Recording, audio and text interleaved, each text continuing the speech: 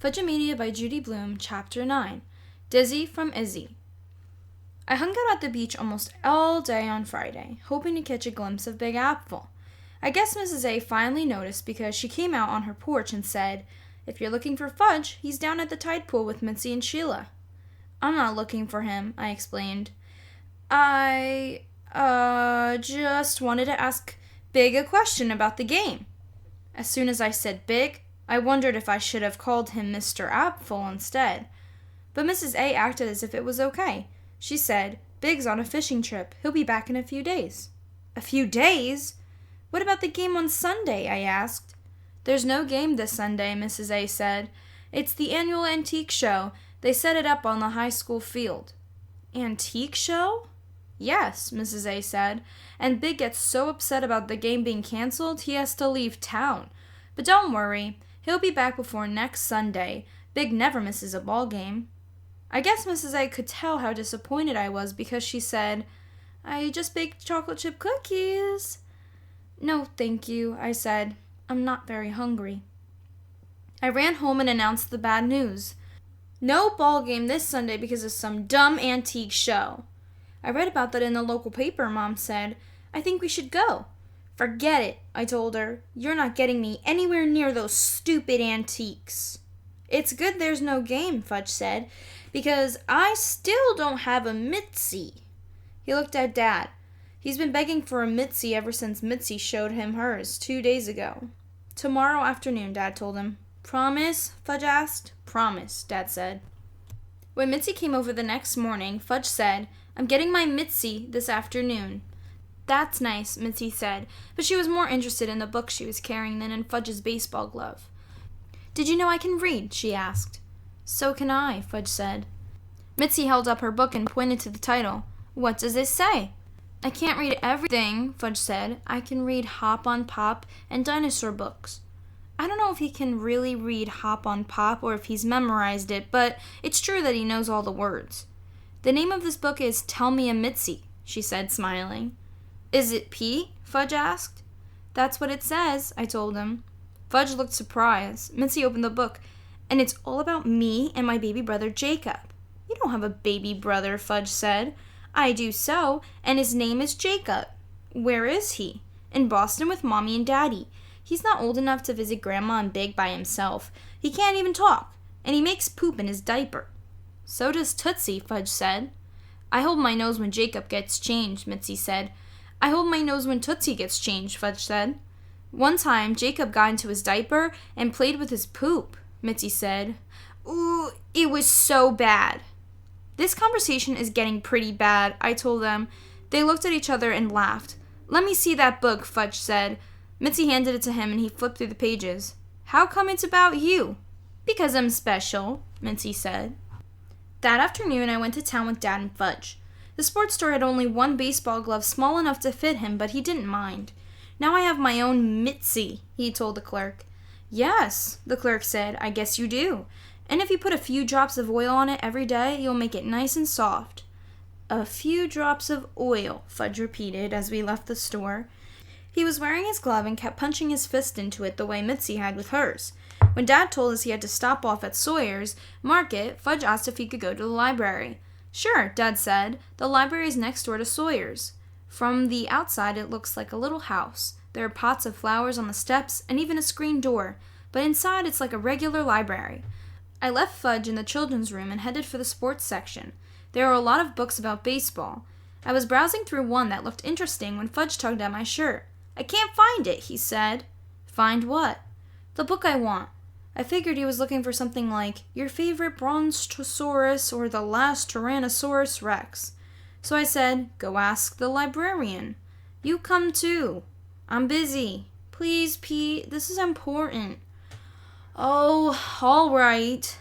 I walked him to the checkout desk. The regular librarian wasn't there. Instead, there was a girl, maybe 16 or 17. She wore a pin on her shirt that said, "Library Assistant." She was reading a book. It must have been really good because she didn't even notice we were standing in front of her until Fudge spoke. "Do you have Tell Me a Fudge?" he asked. I almost fell through the floor. "Pardon?" the girl said, looking up at us. Her eyes were a deep dark brown, like the best chocolate. Tell Me a Fudge, he repeated. That's the book I want. It doesn't sound familiar, she said. It could be called Tell Me a Farley, Fudge said. I coughed twice, but she didn't even glance my way. Did you look it up in the card catalog? She asked Fudge. No, Fudge said. Well, let's give it a try. Our computer's down today. She marked her place in the book she was reading. When she closed it, I tried to read the title upside down. I think it was called Beginner's Love, but I'm not sure. Fudge followed her to the card catalog, and I followed Fudge. What's your name? He asked. Isabel, she said, but my friends call me Izzy. Izzy, he said. I like that. What's yours? She asked him. Farley, he said, but my friends call me Fudge. Oh, Isabel said. What an interesting name. She thumbed through the cards in the tea drawer. We have Tell Me a Mitzi and Tell Me a Trudy, but I don't see Tell Me a Fudge or Tell Me a Farley. It has to be there, Fudge said. Isabel went through the cards again. Nope, I'm sorry. Fudge scrunched up his face and his breath came fast. Oh no, I thought. He wouldn't. Not here. Not now. But I was wrong. It's not fair, he cried, throwing himself on the floor. Then he kicked and he banged his fists and he screamed, It's not fair! Isabel looked at me. I wanted to disappear. Lucky for us, there were only a few other people in the library. One woman came over to see what was happening, but she wasn't impressed. She shook her head, then went back to the stacks, where she'd been browsing. A man stuck his head out of the reading room and called, Quiet, please! This is a library! But Fudge kept on kicking and screaming and banging his fists. Stop, I hissed. You're making a scene. I can't help it, he cried. You're too old for this. I'm not too old. I'm only 5. I would have walked out and left him there except for Isabel. She kneeled beside him. Fudge, she said very softly. Fudge looked at her. His face was blotchy red and his nose was runny. Who knows more about a Fudge or a Farley than you? Nobody. Exactly, she said. So maybe you should write this book yourself. I can't write, Fudge said. My fingers hurt from just printing my name. Maybe you can tell the stories to someone else, like your brother, and he'll write them down for you. Isabel smiled at me as if we were sharing some secret. I think I smiled back, but I'm not sure. I felt like I was in a dream and everything was happening in slow motion. Fudge sat up. I'll think about it, he said. Isabel handed him a tissue from her pocket, but he doesn't know how to blow his nose, so he just wiped the whole mess across his face. Then he stood, took Isabel's hand, and walked back to the checkout desk with her. That's a nice-looking baseball glove, she told him. I call it my Mitzi, Fudge said, and I'm going to oil it every day to keep it nice and soft. I wondered if Isabel oiled her skin. I wondered if it felt as soft as it looked. My mind drifted off. I pictured myself on a desert island with Isabel. It doesn't matter that I'm years older than you, Peter, she was saying, because you're so mature for your age. Fudge tugged at my hand. Pete. What? I'll go tell Dad we're done, okay?